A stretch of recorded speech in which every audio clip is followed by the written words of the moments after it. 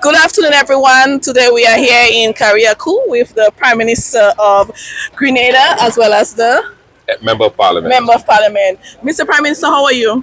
I'm fine. You I'm fine, but our people aren't. In Carriacou, you've seen the destruction and you've toured the site, so we're here to make sure that we can comfort, reassure, and support our people. you walk through Carriacou. I mean, how does that make you feel?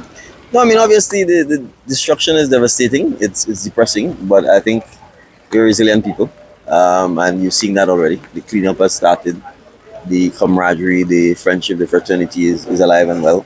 The regional support, as I told you earlier, is fantastic, so we can't complain. Our brothers and sisters in Carriacou have really stepped up to support us. Prime Minister Skerrit was here on Wednesday. Prime Minister Pierre, Prime Minister Drew. We've got the Premier of Cayman Islands coming in. We've got a lot of support from Guyana, Trinidad and Tobago, Barbados, Antigua Defence Forces are here. The Guyanese Defence Forces are here as well. So it's been a truly regional support. That's the silver lining. That CARICOM matters, and that we're supporting our brothers and sisters in a time of need. So what aid would you tell the world that you need now? So a number of things. We need some psychosocial support. This is a very, very traumatic event. I mean, we're lucky that it happened in daylight hours for the most part. But anybody who's gone through this is going to take a tough time to cope. We've got kids, we've got senior citizens. So support in that area is required. You can see the weather today. This is the start of the hurricane season. So we still need a lot of building supplies, tarpaulins, stuff that can give people the comfort of at least sheltering the rain as much as possible. There are a lot of things that we will need: sanitary hygiene kits, water purification tablets. Carriacou is unique in the sense, Carriacou and Petit Martin, that traditionally we don't have a lot of rainwater.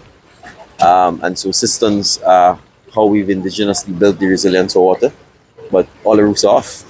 So it means the water is going to the ground and we can't collect it. So water is also going to be an important feature of what we want. Food, as you can see, the vegetation is gone, the mangrove is gone. So we'll need a lot of that as well. These are just some of the things that we would need. We want to make sure that from a public sanitation perspective that we have things that could deal with mosquito threats, settlement of water and those kinds of things. So, basic things like anti-mosquito repellents, sanitation would be an issue because obviously with the destruction of the homes, we want to make sure that we have sufficient sanitation and hygiene kits for children, adults, adult diapers, ladies, those kinds of things. So we still need very much of a lot of that because this is not a 24 hours, 1 week recovery process. It's going to be a long process. Yes. Thank you so much, Prime Minister, and I wish you all the best. Thank you. Yes, Mr. MP, how are you? You walk through Carriacou. How does that make you feel? Tell us what you think about that destruction. Well, as the Member of Parliament for the two islands, Carriacou and Petit Martin, obviously the devastating impact of this hurricane, I think, has affected everybody. I live on the island. I grew up here, so I know every corner, and I know everyone here, and everyone, of course, have been impacted in one way or the other. Over 95% of the islands, both islands, have been destroyed.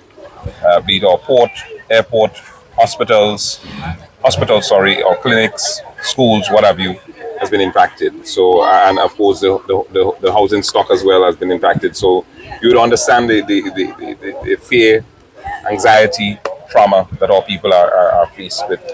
But as the Prime Minister say, we are indeed a resilient people.